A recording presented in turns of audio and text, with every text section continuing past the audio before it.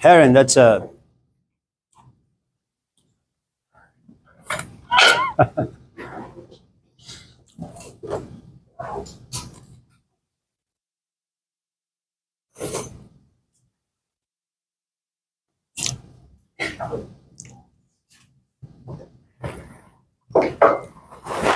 When I was a student in auditorium classes, I would always go way, way in the back. Now I kind of feel bad for my instructors, you know, knowing that I was far too shy and reserved to participate or even interested.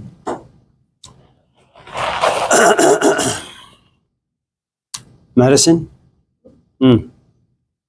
So, is there anything you guys want to talk about, Matthew? Nothing? Of course, Madison.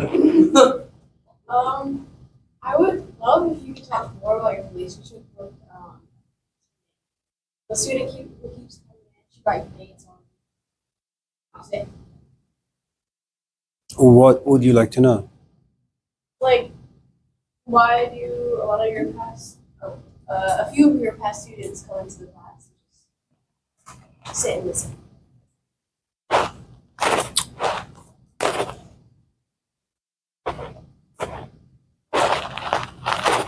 You have friends? Yes. You're in touch with them? Yeah. Why? I like them. Why do you like them? They give you something. Yes. Yeah. Whether or not that something has any value, we don't really know. It's just about you and this other fellow, right? But there is a mutual benefit. You contact them, you say hello, they say, hey, Madison, what's up? And that may be the end of it, but nevertheless, there is a degree of pleasure that you get by just interacting.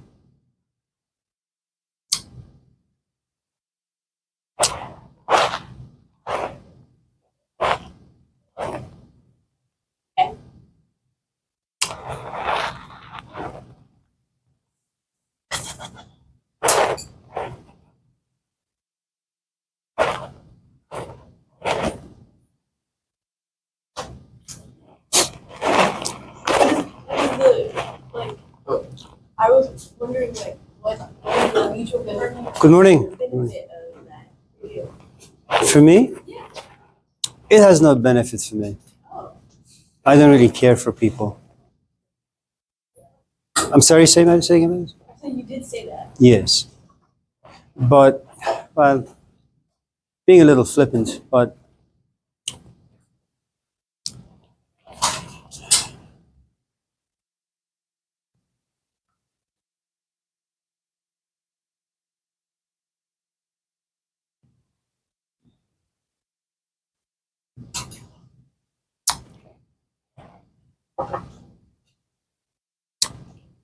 once a week I go to the cemetery just to walk around. And if my wife is away, I usually take my date to the cemetery. You know. Can I touch your hair? You want me to cut it? No, it looks really good. And I don't know anyone there. Well, my father-in-law died of cancer a couple years ago. But I just go there to remind myself of certain things. Sometimes you're in touch with people to remember certain things. That's all. I can't remember those things or come to feel certain things while walking around the lake, you know, or going to Grand Avenue or coming to Laney College. It just has to be the cemetery. Sometimes it works, sometimes it doesn't. But it really depends on what exactly it is that you want. Sometimes I don't want to have sex. I just want to sit and have a conversation. And I realize that my wife isn't good for that. Sometimes I just want to be a goofball. And my wife isn't good for that. So I just harass the kids. You know, it really depends at the end of the day what exactly it is that you want and who serves that purpose. You need to understand that we use people. We have no choice. You kill a cow to get yourself a burger. You dig out a potato to make yourself some fries. You have no choice but to use people because you have emotional needs, you have physical needs, you have intellectual needs. And whenever you have any need, that need needs to be satisfied. Not a want, but a need. A want is, I want an A in this class, but you don't really work for it. But then you say, I need an A because my scholarship depends on it. The need has an emotional component to it that the want doesn't have. The need creates fear, creates attachment, creates dependency. As long as you have that need, then you will do whatever you can to exploit, to manipulate, to coerce. I don't know what need she has, that comes here. But it's a need. She's a married woman with, 5, 6, 7, 9, 10 kids. Yet she makes time to come here. Is it, Harvey, no good? What? Anyone else?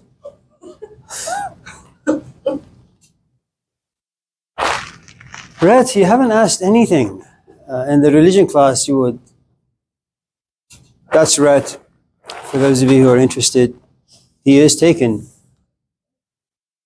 But he could be opened with a little portion. Go ahead. The last class you talked said that you had a rate. More of that. No. Oh. You read your dreams.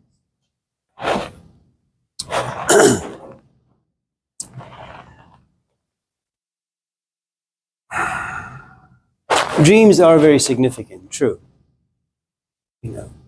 And they have their own, I suppose, alphabets, their own language that needs to be decoded. Usually the person who has the dream doesn't have the capacity to decode the dream. They have to take that dream somewhere, for someone to open it, unlock, and explain the symbolism. Let's say, for example, that you have a dream about Socrates, hypothetically speaking, right? And Socrates is like the fountainhead of Western philosophy. He's like the Jesus Christ of the Greek period.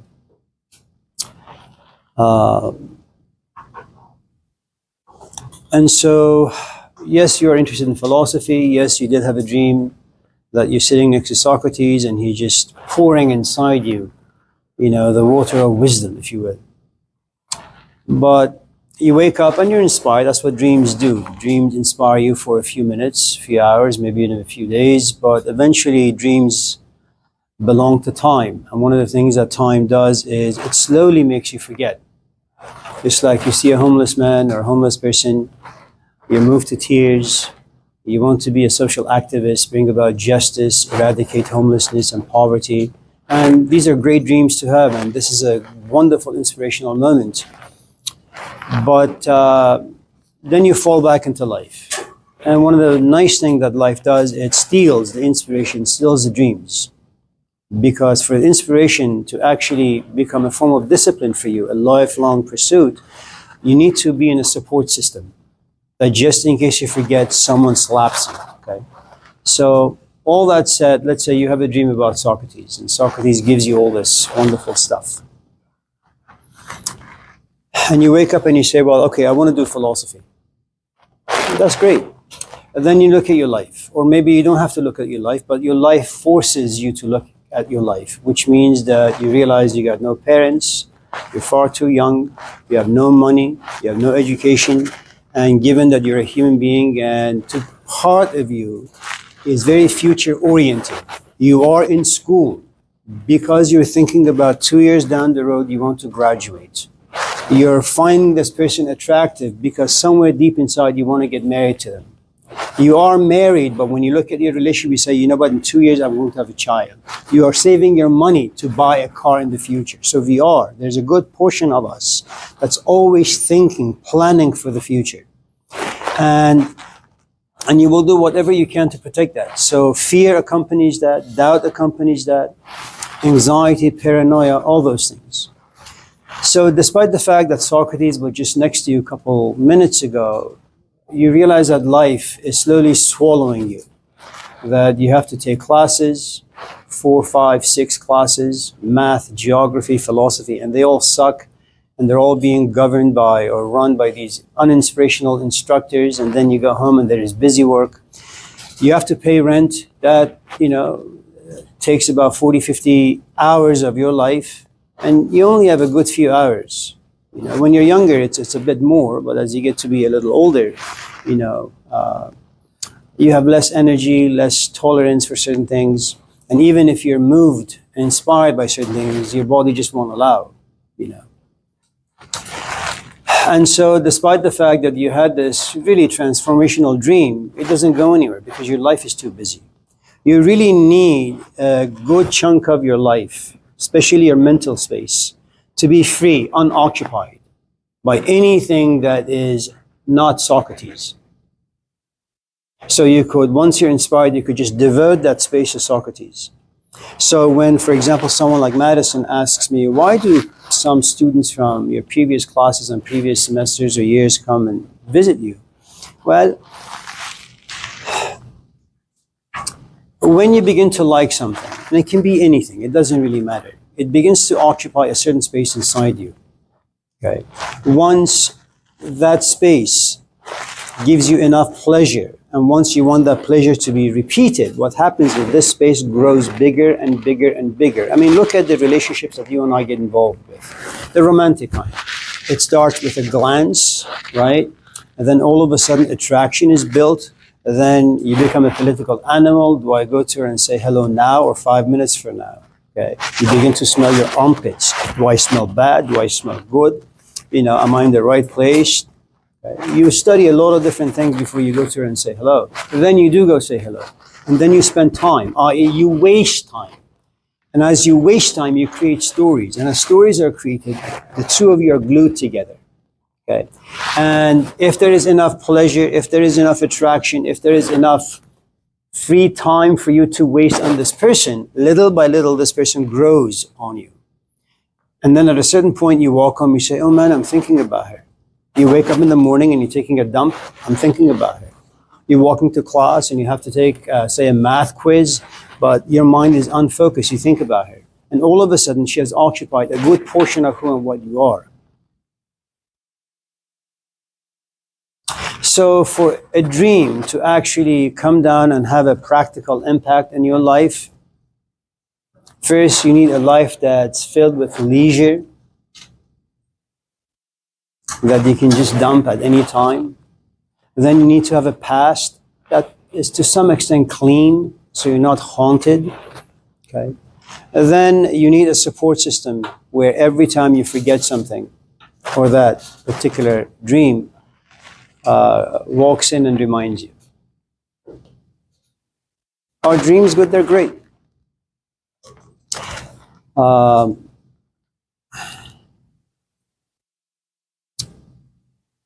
One of the things about retirement, and you may think I'm digressing, but I really am. One of the things about retirement is that, you begin to hear the same questions as I have for the past 32 years. And my responses haven't changed that much. And so the question doesn't bore me, I bore myself. And there comes a point where you say, you know what, I don't want to talk about this stuff anymore. In fact, I'm no longer interested. Okay? Because I don't want to hear the same ideas over and over and over again. Now, dreams are very complex. And you're talking about dreams in the 21st century, Gen Z, in an American culture where things are very meaty and secular. It's kind of like just tables and chairs. We don't really have the language for philosophy. We don't really have the language for proper reflections. We don't have the tools in this culture, mainly because the culture is far too young. And right now in the cradle of power, far too privileged. And with power and privilege, you always forget. In pain, you always remember. If you're healthy and your companion is right there, you're always thinking about a way to get out of the relationship because it's boring. But once you're sick, hello, and she's taking care of you or he's taking care of you, you begin to appreciate this person. So remember, in sickness, whether it's physical, emotional, intellectual, or even spiritual, if you're at that stage, you're always going to be pushing to reflection. If you're comfortable, no. So right now in the American culture, such things, in as much as I think they have some value, they serve really no purpose. Okay. Now, dreams are caused by three different forces. One force is just the everyday life. You know, you keep watching, say, the images of Angelina Jolie, you know, in various movies, photos, YouTubes. And what this image does for you at a certain point is that it generates a good amount of pressure on the inside. And our bodies don't handle too much pressure. It's kind of like you drink a gallon of water before class. There comes a point where you just need to go and pee. You have a lot of food. Okay? After a certain point, you need to go use the restroom. You're angry and your body can't keep the anger inside anymore. You go to a ring and you just box it away or run it away or point it, whatever the case may be. So everyday life creates enough pressure on all of us. Okay? And just in case a certain type of pressure is just a bit too intense, the body somehow needs to bathroom it out. And that's one of the functions of dreams. And I'll tell you, I had a student some about 30, 40, 50 years ago, and she comes to my office and she says, I keep having this like recurrent dream. I'm in the bathroom, you know, sitting in the bathroom, looking at the toilet bowl, and there are this brown stuff in the toilet bowl. I put my hand in there, I grab a chunk, put it in my mouth, chew it, swallow it, then I go for the second, the third, the fourth, the fifth, you know. Now, and she says it's a very disgusting and disturbing dream. What does it mean? Well, you ask the person, what do you do for life? I work at Home Depot, or In-N-Out, or I happen to be in an abusive relationship. But what is it that these things give you? They give you a lot of shit. You know, you're at a job that you don't like, you're with a person you don't enjoy, and when you don't like something, that's, you know, it's a lot of negative emotions. And what do you have to do?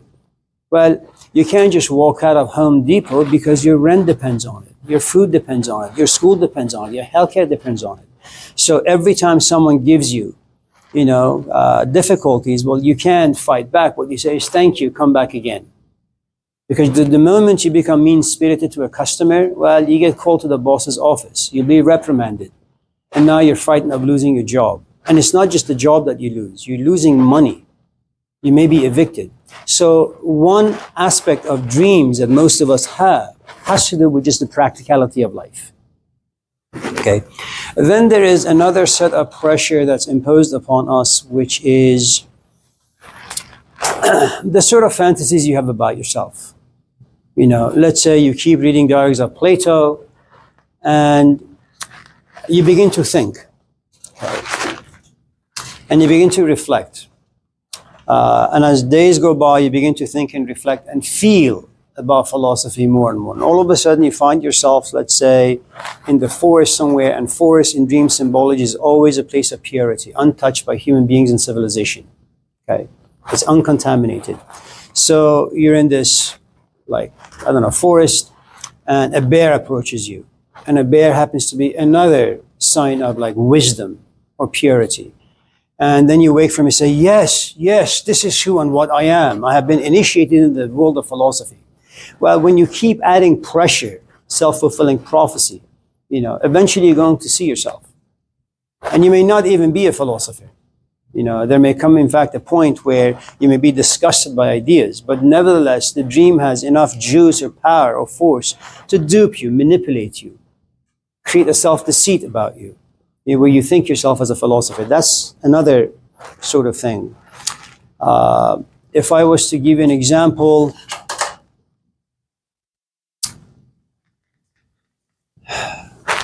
my son, a couple of days ago, I mean, he sucks at soccer. Okay. He has a dream a couple of nights ago where, you know, he's jumping high and he's heading the ball. I said, well, who were you while you were jumping? I looked exactly like Cristiano Ronaldo. Have you guys seen him, by the way? I mean, you know. And he says, Dad, I think I'm going to drop school, walk away from my marriage and my kids and just go pro. I say, you suck. Just because you have a dream, it doesn't mean anything. It's, a desire and a dream that lives deep within you, but you're not going to amount to anything. Okay. And then there is this another category of dreams that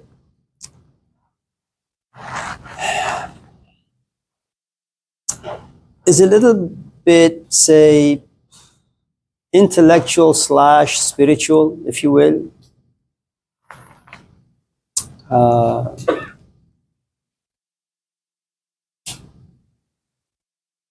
So let me just end there. Amen. So let's say that like knowledge is like a stream of water, right? You can swim in it, you can bathe in it, but you don't have shit from it. Sometimes you get thirsty out of it. You keep looking for it all the time. But still sometimes you get this stream on you and you still don't get shit from it. So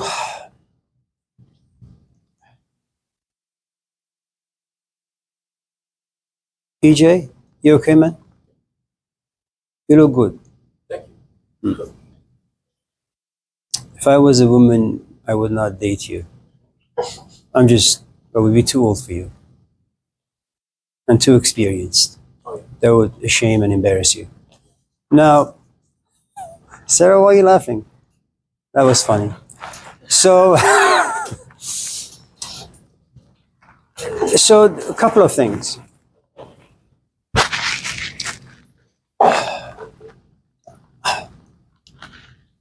Without making it too technical, well, let me just make it technical for a moment and then I'll simplify it if I can.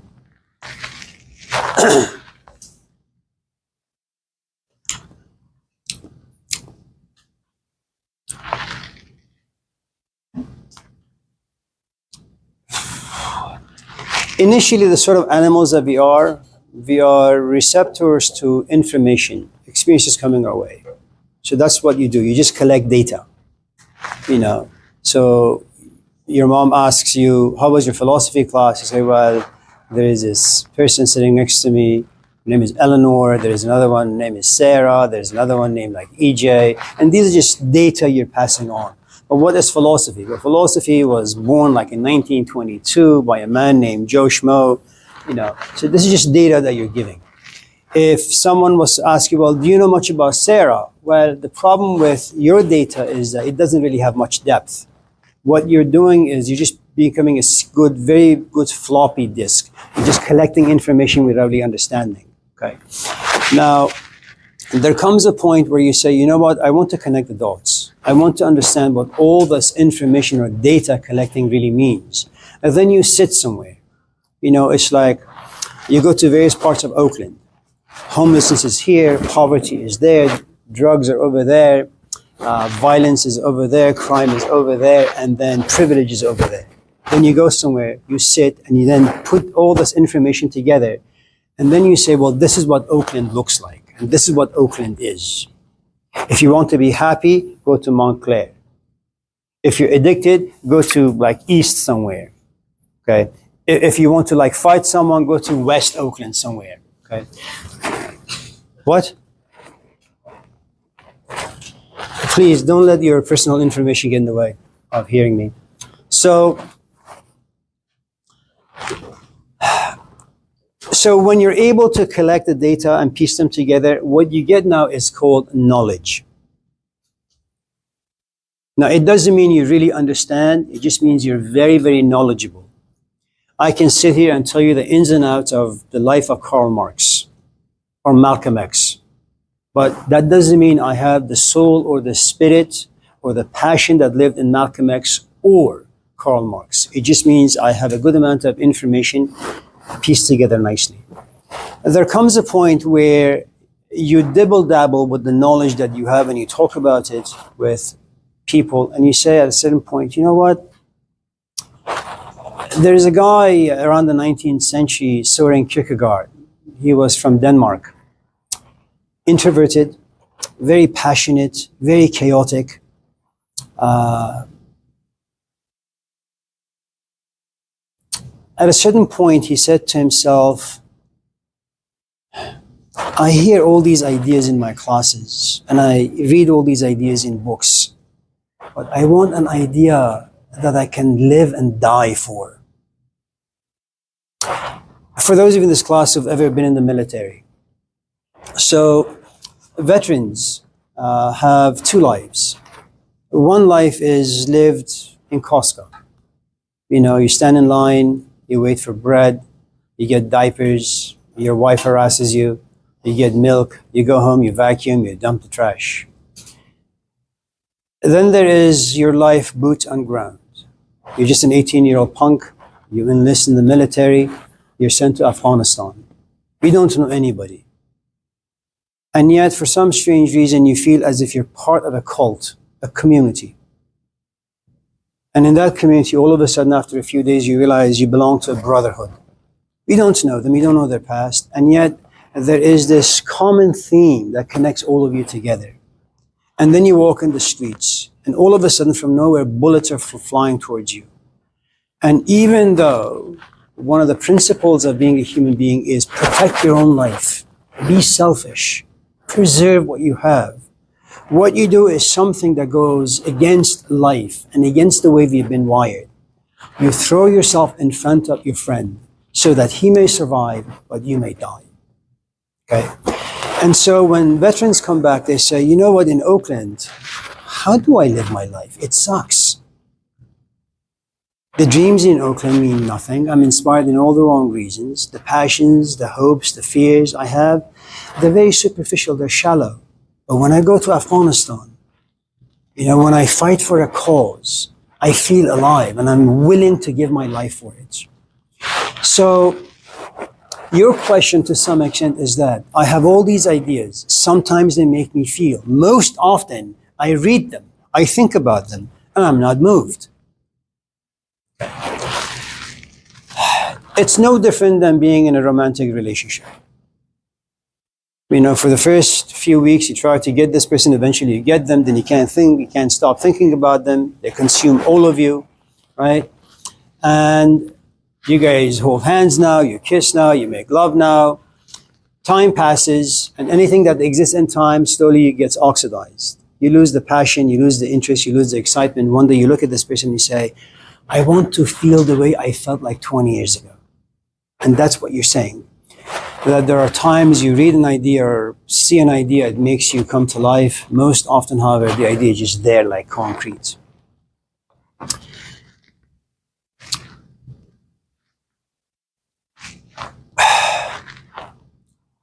Your question is very, very complicated, and I don't think I can do justice to it, but let me just try nevertheless.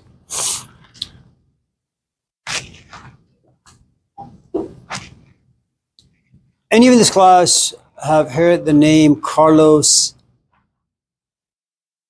Yes. Castaneda? No. Yes. Yes. So, those, I guess, who do drugs know who Castaneda is. Those who don't know, or don't do drugs, don't know who Castaneda is. Good job.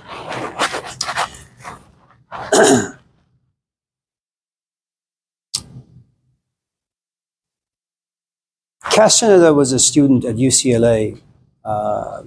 He was doing his PhD dissertation in anthropology on peyote, on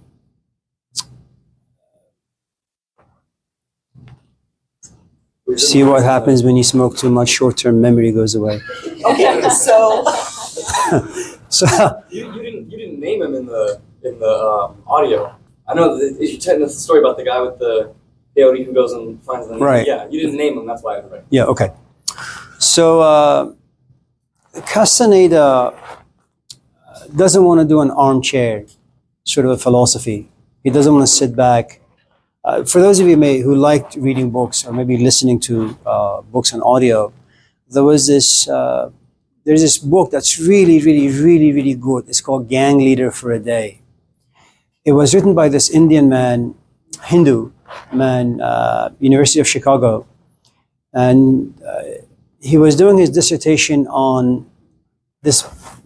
Dissertation is basically a long essay that you have to do for the end of your PhD program, your doctoral program. And so he said, I want to do my essay on the projects. And so he takes his passion to his advisor, and the advisor said, okay, well, fine, do it. I give you some books in your office, read and write. He says, no, I actually want to go into the projects. He says, first of all, you're not black. Second of all, if they see you, they'll probably kill you. You don't want to do that. He says, listen, I don't want to do things from the outside. I want to go in. He says, okay, we'll see if we can fund that for you. So the dean works with the VP and a few other people, and they give him about $50,000, $60,000 and say, okay, you have about 2, 3, 4, 5 years to penetrate into the project to see if they'll welcome you, and then you can write about it. This is a man who says, you know what, I really want to understand this stuff, but not from books and not through my own assumptions. I just don't want to read books about love. I actually want to fall in love and feel the chaos of it. The union, the separation, the pain, the agony, the ecstasy. And it takes him a year to ultimately find or be able to have access to the person who's guiding this entire community. That why every morning you have a couple of people, runners, as he calls them, go into the rich part of town, sell drugs, bring back the money, give it to this leader. The leader goes to Costco, buys formula, diapers, medicines for all the people in the community and hands them out. And all of a sudden that which is immoral, unjust, from someone who's looking from the outside becomes profoundly prophetic, sacred, okay? From someone who's actually working on this, because the government is going to help you. The rich aren't going to help you.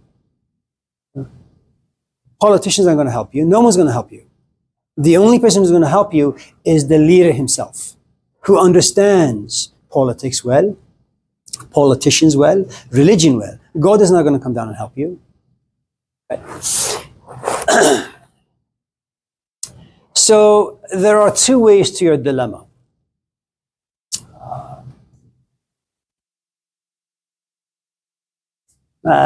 Really one way.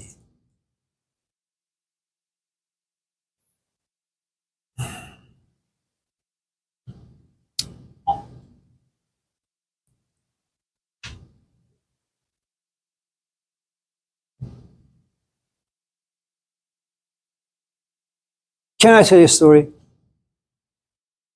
So, if you're from the Middle East, you're just a political junkie. I mean, that's what happens. When you live in chaos, social chaos, you're always thinking about politics and religion and poverty and wars and those things. So when I was 18 or so, we're going to our cousin's house, or my mom's cousin, and there is this new person there. We had never seen him, and he says, I just opened up a Persian shop. What kind of a shop is this? It's a mini mart. You have ice cream, I ask? Yeah, we have ice cream, we have all the other kind of sweets, Persian bread and those things. And then my father and I go visit him, and before we leave, he says, I have gatherings at my house, 2, 3 times a week. If you guys want to come, you're more than welcome. And you're not going to go there to watch football. You're not going to go there to drink beer or have chips. It doesn't work that way for us. You go there to talk about politics, your country, your people, all those things. And so I didn't find him very interesting. He was brute. He was coarse. He was very difficult to digest. He had a very aggressive personality. He's what we call fire.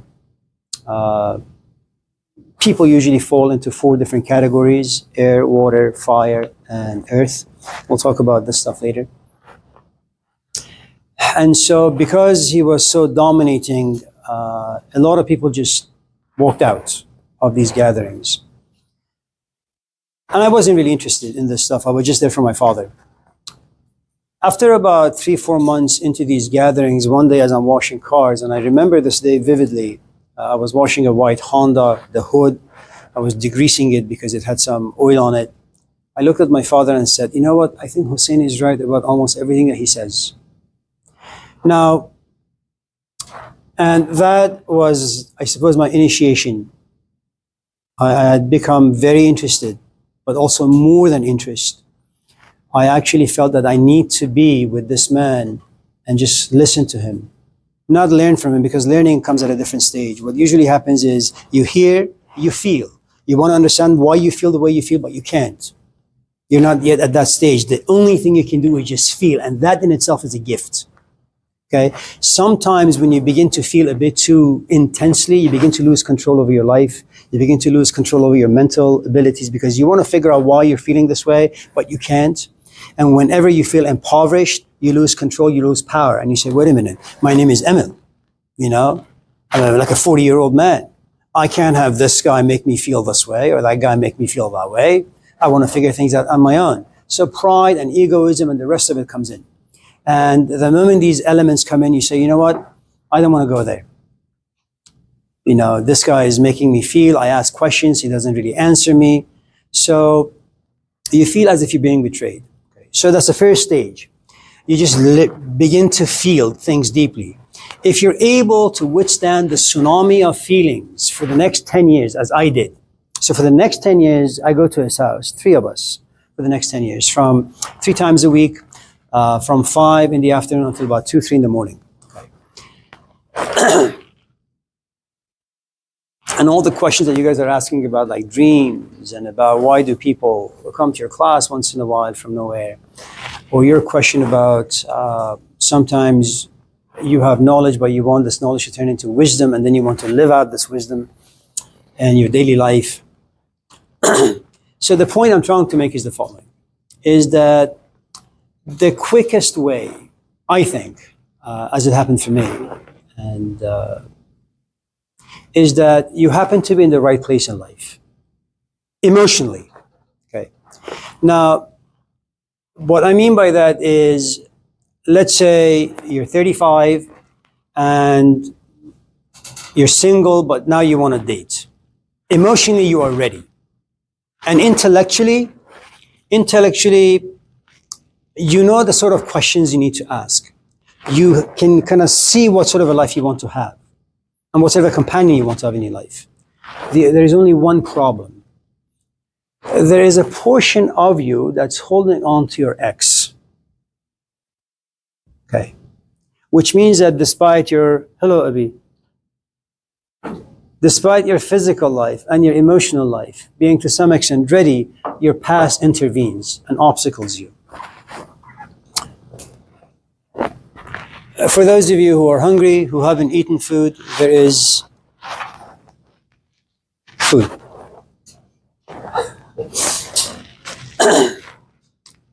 And so, as long as your past is relatively clean, as long as you're emotionally ready, as long as you're intellectually empty, because what usually happens, let's just say that I come to class and I want to talk about, say, the Gospels in the New Testament, okay? The teachings of Jesus Christ.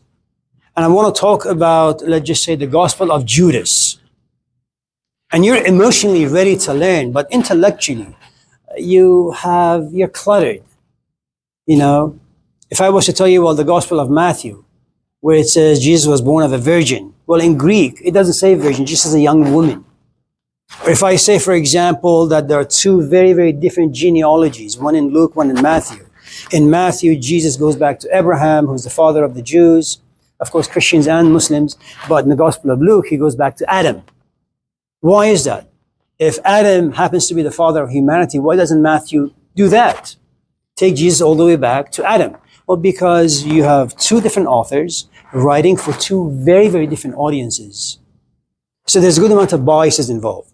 And so you may find the information interesting, but your biases come in. I'm a Christian, I'm not going to allow that to penetrate. Okay. So if you happen to be empty, and if you're lucky, you run into someone. In Native Americans, we call him a jester or a coyote, or a humorist in Shakespearean terms, where he makes fun of you.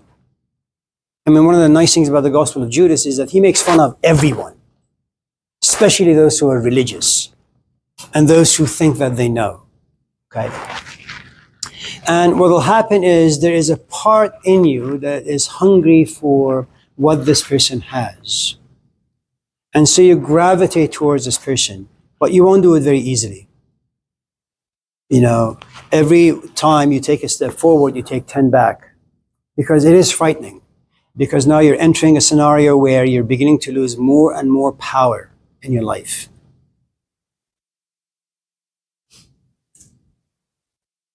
And sometimes your life could be filled with clutter, with junk. But you can run into someone who can kind of just vacuum all those things out. You know,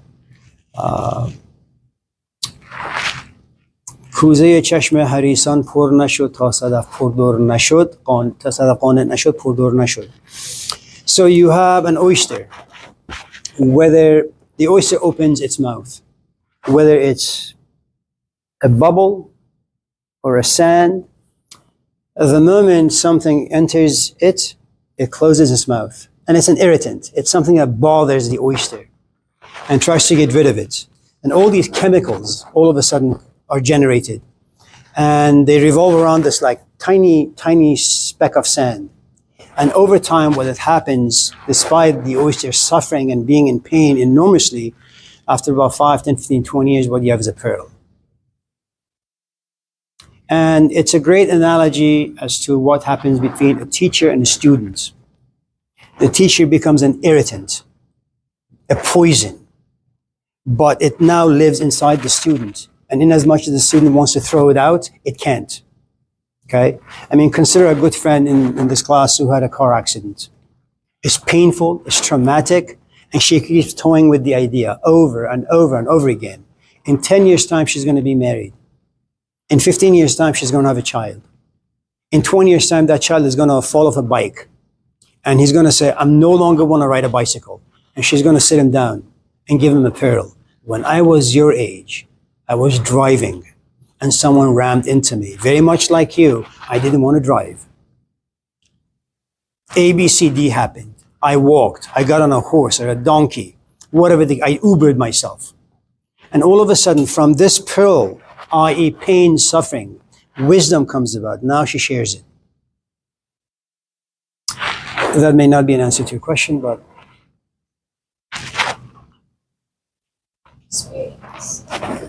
Experience creates wisdom. if you're able to digest and process it, yes. Yeah.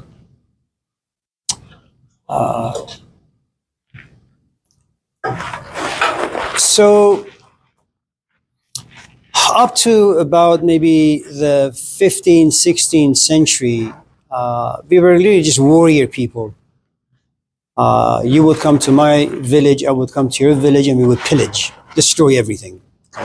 So your father kisses you in the morning and says, okay, see you in a couple of hours, and he would never come back. Okay. Now, around the 15th century, you wouldn't need therapy. We just knew that life and death are just part of life. Your father kisses you in the morning, it's part of life. You may show up, you may not show up. That's just the way life is. And the culture itself made you thick-skinned. The culture itself, because of the sort of advertisements that lived inside the culture, okay, push these concepts inside your head. You have no right to cry. You have no right to whine. You're a young woman. Help your mom. Get over yourself. It means nothing. Transition now, 21st century.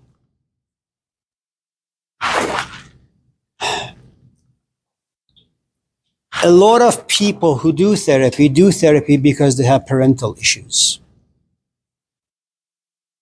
Why is it that about 200 years ago, people were able to digest poverty well, anger well, homelessness well, but today we can't? So the idea of processing something, it means that your parents, your culture, the media, your friends, your relatives must have given you tools, i.e. teeth, to be able to intake a process, put it down somewhere, cut it up, chop it into pieces, okay, chew it, process it, and then what you don't need, you get out, take out. We don't have that these days. You need someone to train you in all those things. At least that's my position. You know, so in as much as it's colorful language to say, yes, there is the experience, and then you learn from it and you become wise. Yes, it's all true as long as you know how to process it. And 21st century is a very strange time for a lot of people because most of the things that used to ground us, they're no longer there. From the most simple to the most complex.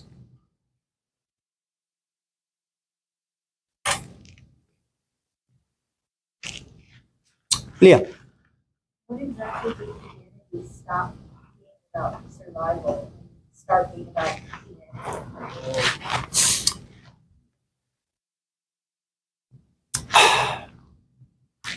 Right now, your life is like a rat's life.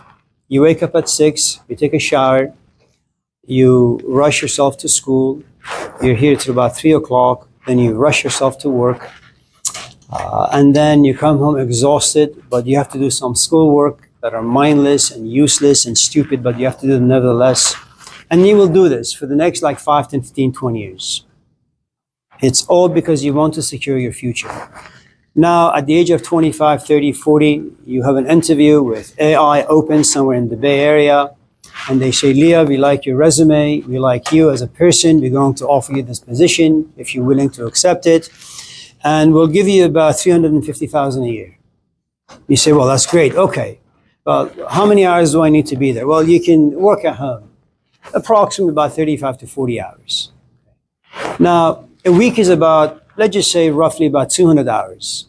Of the 200 hours, you only spend 50 of those at work. And let's say another 50 sleeping. Now you have 100 hours at your disposal. Now you begin to sit once in a while because your brain space is no longer anxious about money, about future. You're somewhat now grounded and secure. You look yourself in the mirror and you say, what am I doing? Now you begin to think philosophically, reflectively. So if your question is at what stage in human existence did people think about life, death, and in between, and meaning and purpose? If you're always worried about money, you don't have time to think while you have become a rat. The only times that kind of force you to think is either when you're sick or when you have some free time. Or once in a while, something about us just pushes us into wakefulness. Why am I taking this class? It's a waste of my time. It's a waste of my money. Then you have to make a choice. Do you want to stay or do you want to leave? Now, if you go back in time, we all come down here naked. Some, I don't know, a few million years ago. And you're walking around with Godzillas and King Kongs. Okay? Now, the idea of sitting down and asking yourself, does God exist? You don't ask those questions. Because you just saw your kid or your husband or your wife, even though at those moments in time we don't really have such concepts, right? The person next to you just gets devoured by the Godzilla. And you say, man, life can disappear just like that. Maybe I should find myself a shelter. So for the next like thousands of years, you look for a cave. And then you have this. It took us a long, long time to be able to create this thing called the wheel. Egypt, for example. Egypt has 3 kingdoms. The old kingdom did not suffer any violence or destruction from the outside for a long, long time. Why? Well, no one can really ride their horse or camel through the desert. They'll die. No one can survive it. But the moment wheels were invented, Egypt is sacked. So it took us a long time to get to a place where you can sit and think. I mean, ask anyone in this classroom who's been in relationships. When things are comfortable, you don't think about the meaning of your relationship, whether this guy is good or bad. Then he craps all over you and your life. And now you sit somewhere. Your life is ruined. That pain forces you to think.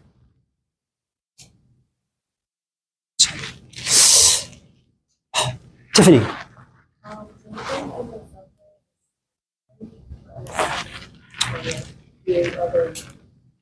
So there are, I think, 2 different kinds of suffering. One kind of suffering comes from the hands of life. You just signed up for this class to get 3 units to get an A and be on your way. You have no intention of majoring in philosophy.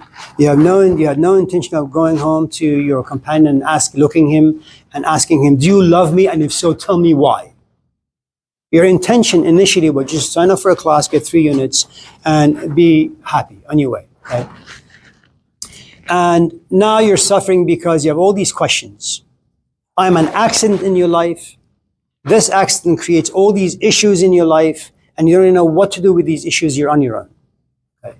You go to the doctor for a routine checkup, you have cancer. Okay?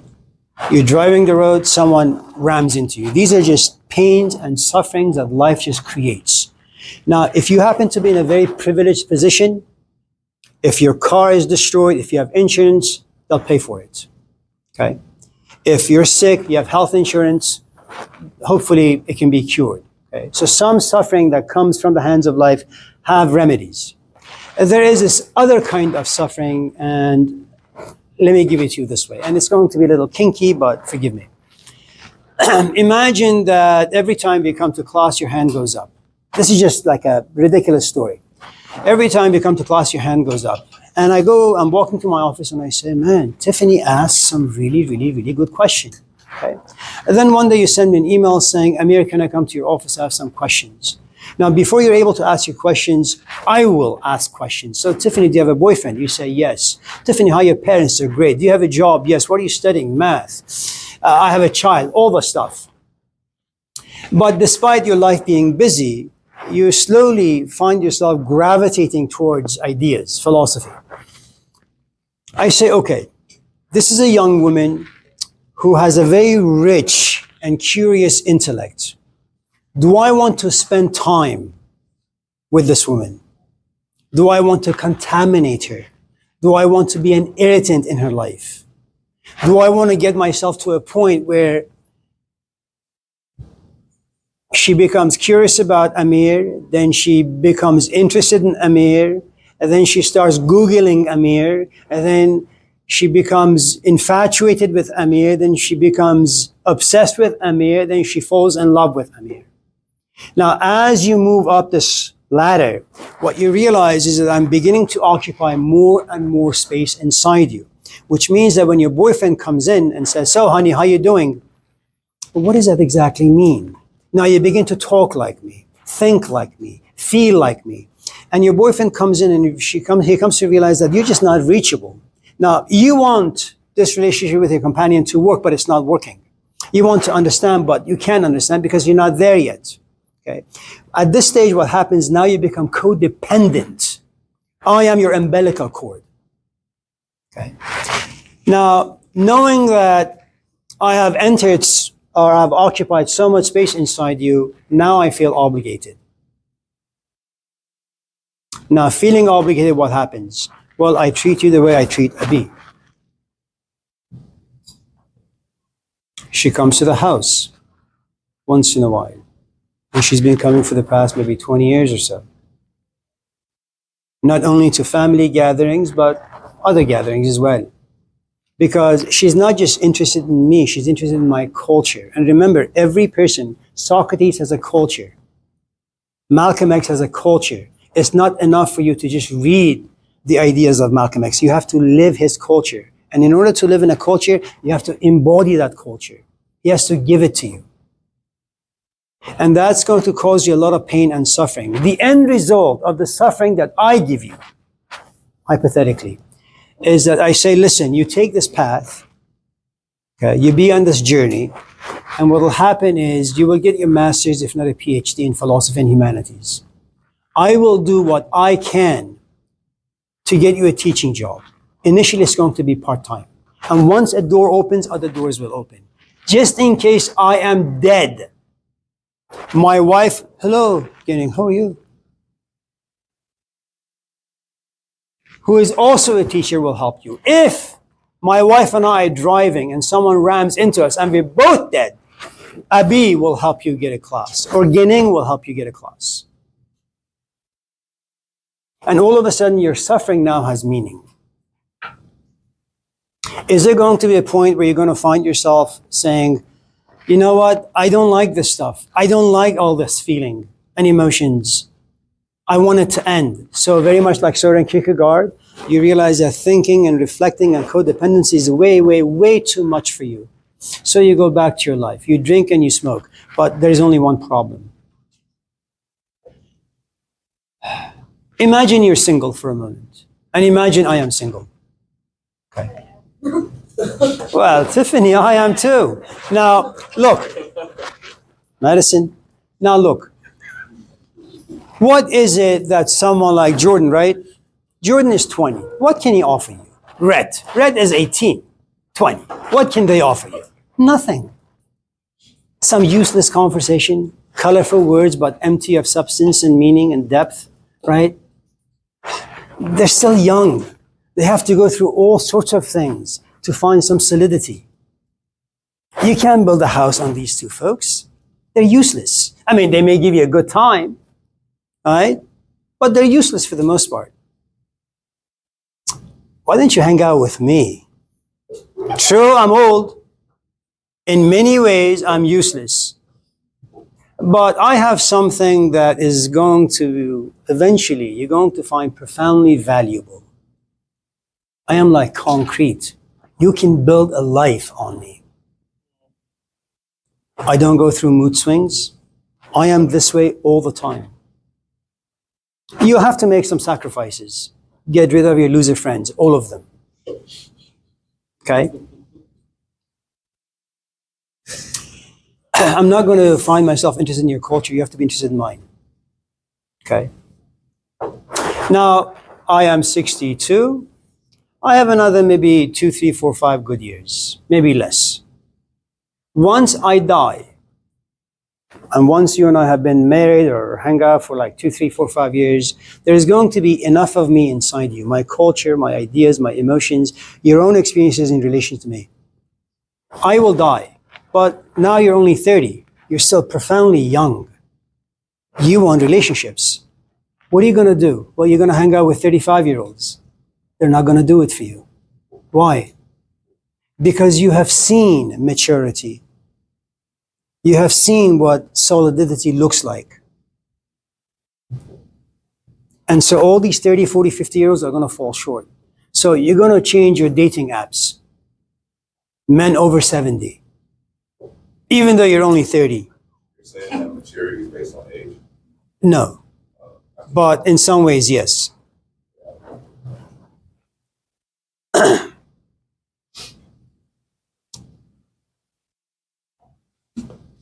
And that's what exposure does.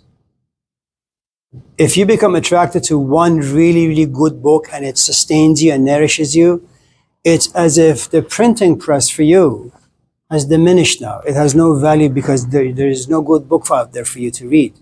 And you keep reading the same old book until you say, you know what? I have memorized this book because I've read it so many times. I'm looking for a book that parallels this, but you can't find any. Now you have to write your own book, and that's going to be tough.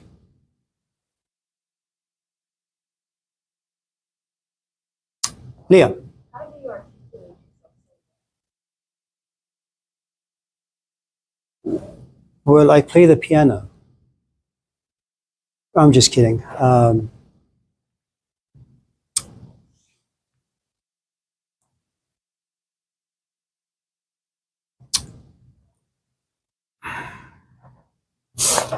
To be good at anything, and I'm not claiming to be good. There are people far better than I am. But to be good at anything, Leah, what usually happens is you find yourself interested in something. Okay? It's okay. You find yourself interested in something. And then if there is enough passion inside you about that particular thing, you begin to pursue it. Okay? Let me talk a little bit about assignments, since you have to write, not so much the questions, because I've read your, it's okay, no problem. I'm not really talking about the questions you have to write because most of them are really ridiculous. Your writing will be much more ridiculous than the questions that you submit. Now, look.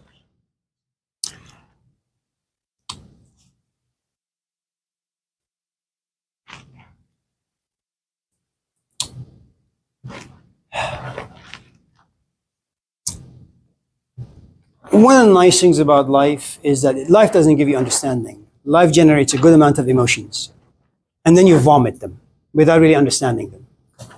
So let's say you go home, you listen to an audio, and you write your essay.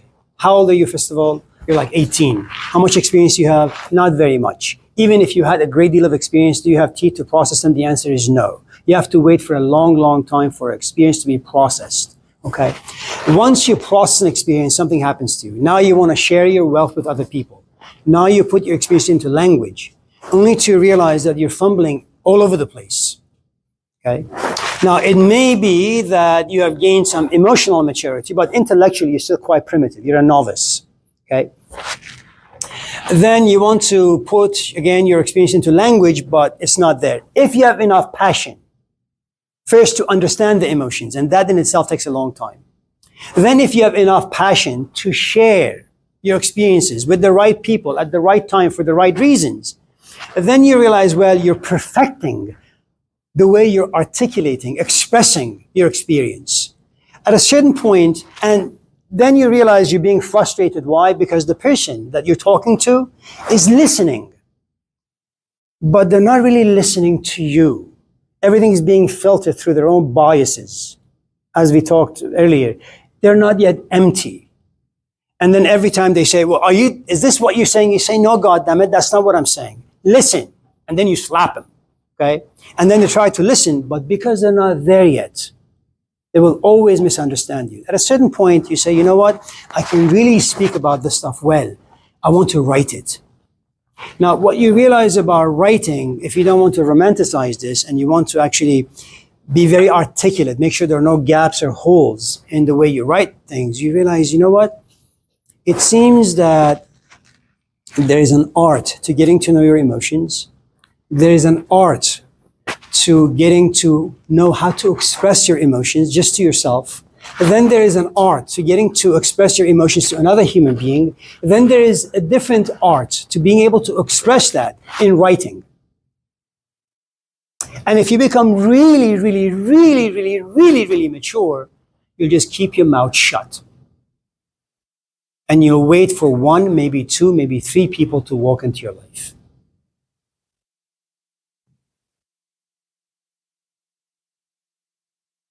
That's true for soccer, for tennis. Magnus Carlsen, do you guys know him? Roger Federer.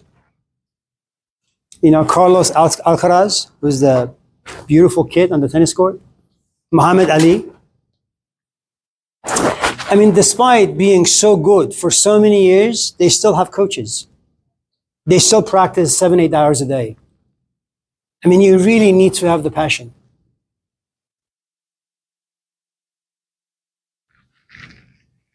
Anyone else?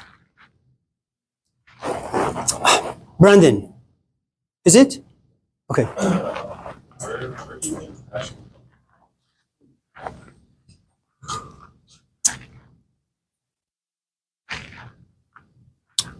So, the word passion is Latin. It comes from the word pasco, which means to suffer. And you only suffer when there are emotions involved. If there are no emotions, you're not going to suffer. You only suffer when there are emotions involved. Okay? If you don't respect me, if you don't fear me, it doesn't matter what I say, what language I use. You're just going to be deaf to everything that I say. It's not going to impact you. If on the other hand you come to this class angry, and you have trigger points, and I say the wrong thing, you're going to go nuts. Why do we have two different Brandons? One Brandon was concrete, the other is clay. Okay? So that's the first thing you need to understand. That passion is it's an emotionally based component. Okay? That's number one. Second, you cannot be passionate about anything that you're not interested. It's impossible. So when you come to my office and say, Amir, how do I get an A? I say, so Brandon, what do you think about our class? It's okay. Well, you can't get an A if you don't like these ideas, man. And you can't get an A if you're sitting in the back and playing with your phone. Now, passion creates unrest. Passion creates chaos. Passion makes you feel powerless. And in your powerlessness, you go on this journey to figure out what tools you need to gain control over something that's consuming you. Remember, passion is like a tornado. Eventually, you want to find yourself a basement to go and hide in. That's what we do. If you fall in love with me and I fall in love with you, okay? At a certain point, you're going to go home saying, I want Amir. Then you say, I need Amir. The need creates passion, emotions, okay? Now, what you realize is, yes, you're hanging out with him, but he is not doing it for you. He's young, he's stupid, he's shallow, okay? And you realize that as you're going home, you want to focus on your other studies, you're not able to. That's what passion does. It creates a good amount of storm within. So, you're not going to find, imagine, Brandon, you go to a party, okay? And in that corner, let's just say, you're a hetero? Like, you like women or men? Or animals? Which one do you like? Okay, so you like women. So imagine you're single and you go to a party. There is a woman, there are two women there. One happens to be very, very, very unattractive. Like an old 18-wheeler. I mean, just ugly. And smelly. Okay. And the other is not. The other is like hot. I mean, like really hot, like sizzling hot. I have no doubt you're going to go towards the truck. Right? No. Because that's not the way human organism functions. There are certain passions that are instinctual. Your body, it doesn't need the Bible, it doesn't need God, it doesn't need philosophy, it doesn't need your mom. Your body knows exactly to whom it needs to go. It's going to go to Angelina Jolie. Unless, of course, you have a mother who has contaminated you. From the moment you were born, she baptized you, then she drilled inside your thick skull Jesus. Inside everyone lives the kingdom of God. Thou shalt not judge. And now, and of course the 7 deadly sins and all of that. Now you go to a party, there is an attractive one and an ugly one. You want to go towards the attractive because that's what your body demands. But all of a sudden, your culture comes in. Brandon, that's not very Christian of you now, is it? Go towards the ugly one. Give her value. Give her significance. Make her visible. Be a Messiah. Now, given that you don't really have a good amount of self-knowledge or understanding, you go towards the truck one.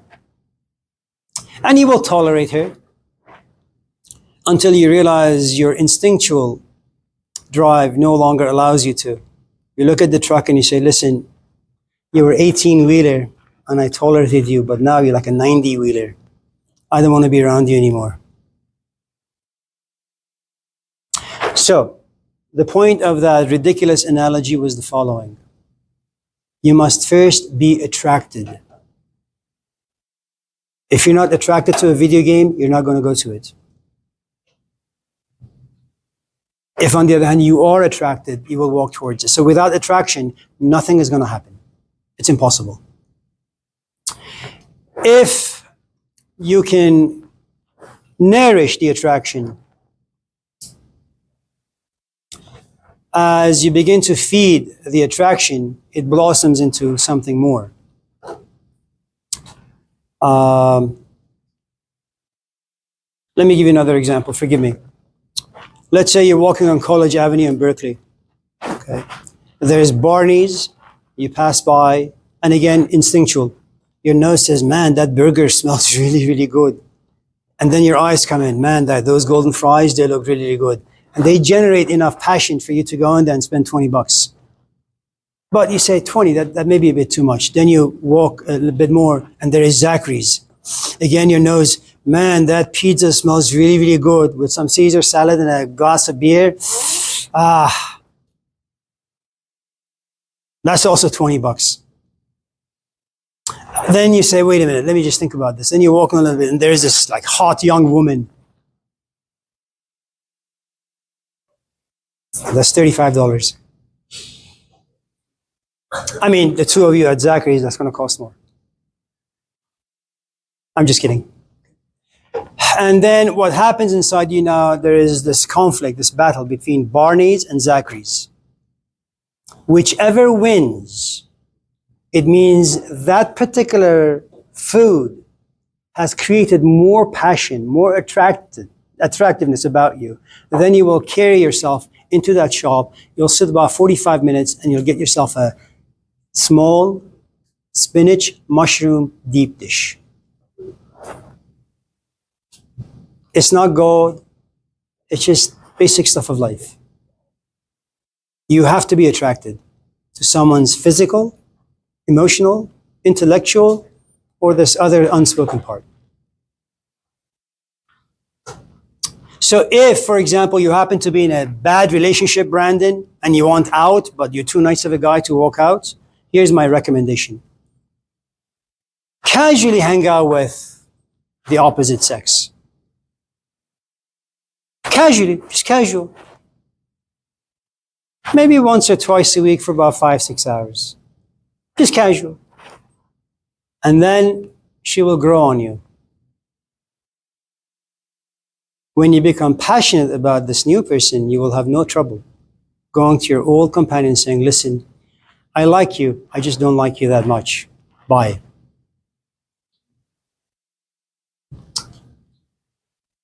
It just takes a long time for you to figure out what passions are good for you.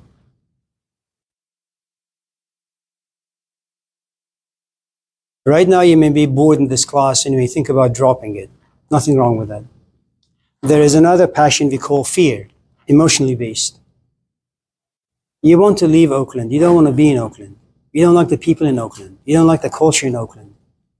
That creates enough juice inside you. You say, you know what, this class sucks. This guy is an idiot, but I need this class to graduate.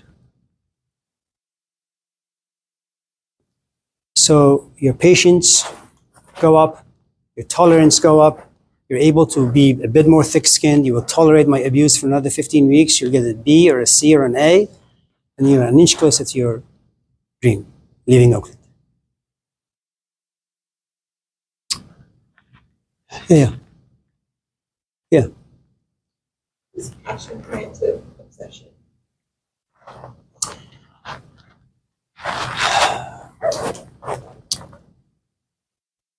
So you could be passionate in solitary or you could be passionate in union.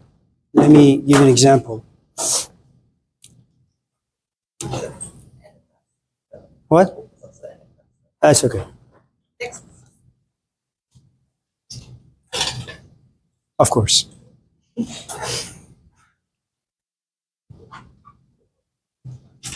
Next class it is. Yeah. There is no school Monday, by the way.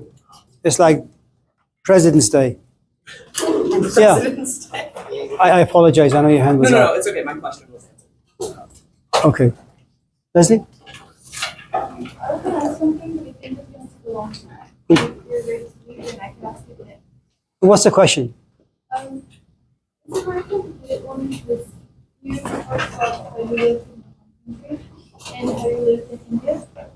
And I was just going to ask you to describe the beauty in each culture, like how is it different, how do you experience it? Yeah. My apologies, yeah. It's okay. Maybe Tuesday. Tuesday we can talk about passion and cultures. It's good to see all of you. Have a nice weekend. Did you take attendance? I did, yeah.